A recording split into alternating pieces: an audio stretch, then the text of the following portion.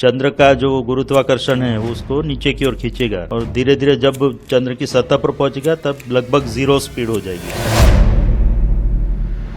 चंद्रयान 3 का लैंडर इस वक्त गोली की रफ्तार से उड़ रहा है। लैंडिंग के दौरान चांद की ग्रेविटी भी चंद्रयान 3 के लैंडर को अपनी तरफ तेजी से खींचेगी।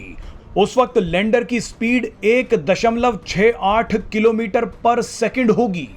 आप बस स्पीड का अंदाजा लगाइए।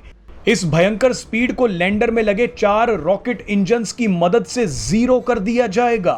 इस प्रक्रिया को रेट्रो फायर बोलते हैं। इसके बाद अगर ऐसी स्थिति आई कि लैंडर का इसरो के साथ संपर्क टूट जाता है तो इसरो ने पहले ही लैंडर को बता दिया है कि उसे क्या करना है।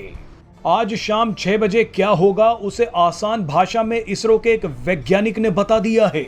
ये बयान सुनने के बाद आप भी किसी को आराम से बता पाएंगे कि आखिरी 15 मिनट में चंद्रयान का लैंडर चांद पर कैसे लैंड करने वाला है।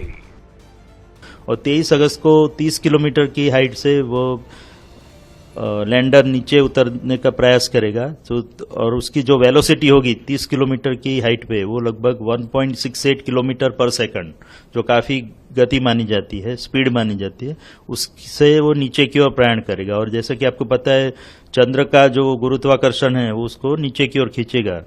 तो उसके बाद वो इसलिए हमको जो थ्रस्टर इंजन है उसको रेट्रोफायर करना पड़ेगा, जिससे कि उसकी स्पीड कम होती जाए और धीरे धीरे जब चंद्र की सतह पर पहुंचेगा तब लगभग 0 स्पीड हो जाएगी उसकी।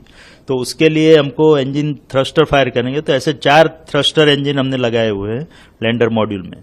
तो पहले 30 किलोमीटर से वो 7.5 किलोमीटर पे आएगा, वहां से 6.8 किलोमीटर पे आएगा।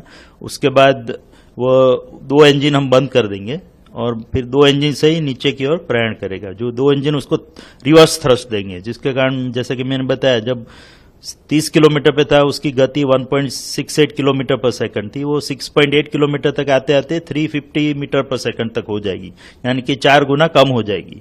उसी तरह वो 6.8 किलोमीटर से फिर 800 मीटर तक आएगा और तब लगभग उसकी स्पीड जो है वो 0 मीटर पर सेकंड जैसी हो जाएगी। और उसके बाद सीधे 150 मीटर तक नीचे प्रयाण करेगा, जिसको वर्टिकल डिसेंट बोलते हैं। और उसके बाद अन्य जो हमने सेंसर और कैमरा लगाया है उसके इनपुट लेके और उसमें जो रेफरेंस डेटा स्टोर किया गया है, रेफरेंस इमेजेस, उससे उसको कंपेयर करके वो डिसाइड करेगा, वो निश्चित करेगा कि वो जो जगह पे लैंडर खड़ा है वहां पे घूम रहा है वो उसके सीधा नीचे उतरने से वो सही जगह पे लैंडिंग कर पाएगा। अगर उसको लगता है कि ये जगह अनुकूल नहीं है तो थोड़ा XY डायरेक्शन में प्रयाण करेगा, थोड़ा दाईं ओर या बाईं ओर मुड़ेगा और लगभग 60 मीटर तक जाएगा और उसके बाद सीधा नीचे प्रयाण करेगा। तो ये दोनों सिनेरियो हमने प्रोग्राम किए हुए हैं। और अगर उसको लगता है कि वो बिल्कुल ही अलग जगह पे पहुंच गया है, जिसकी संभावना काफी कम है, बट तो भी हमने उसके लिए जो बोलते हैं कि साल्वेज मोड, एक इमरजेंसी मोड भी रखा हुआ है, जो उसको ऑटोमेटिक लैंडिंग की ओर ले जाएगा, जिसमें वो खुद ही निर्णय करेगा कि कौन सी जगह श्रेष्ठ है उतरने के लिए। क्योंकि आपको पता होगा कि हम साउथ पोल यानी कि जो चंद्र के दक्षिण ध्रुव की ओर जा रहा है, कि वहां की जमीन बहुत ही उबड़ खाबड़ है, उसमें काफी क्रेटर्स और बोल्डर्स है। तो जमीन उतनी सपाट जमीन नहीं है जो कि विषुवत वृत्त पे पाई जाती है।